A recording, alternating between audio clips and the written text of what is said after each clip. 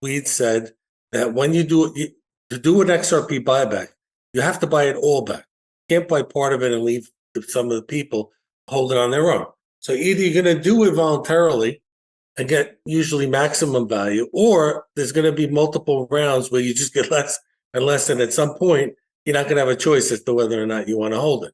And the same thing happens like when you buy a company. I gave the example of, let's say you're buying a company for $50. They give you a period of time that you can tender your stock.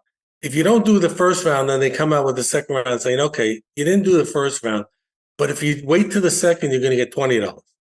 And then if you don't do that, then basically we're going to force you into, you might not know it, but we're going to force you into a choice that we want that's going to be even less substantial. So that's exactly how it works on Wall Street. So there's no surprise here that that's the essential methodology that they're going to use, because you need to get it all no matter what, and one way or the other they're going to get it. They're not just going to leave people to do whatever they want.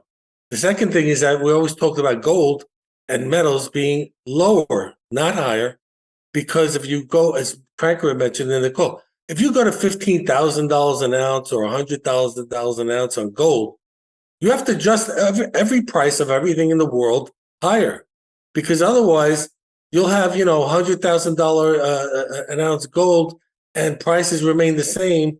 Then I use the example that you and I could buy North America, because we'd have so much money in comparison to prices that it's ridiculous. So it confirms the fact that you can go lower in price but still increase buying power, where if prices come down more than the lower evaluation of the metals, you come out ahead, because you're able to, even though the price might be lower relatively, you're still able to buy more with the new price rather than going up. It never made any sense to me whatsoever that you would bring these numbers up. And you gave the example of Indonesia having breakfast that cost you $50 trillion for, eggs and bacon and toast, and they cross out all the zeros.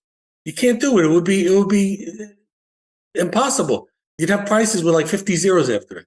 So all this makes sense. I'm glad that the information you got kind of confirmed what we talked about and what I had as far as thoughts as well.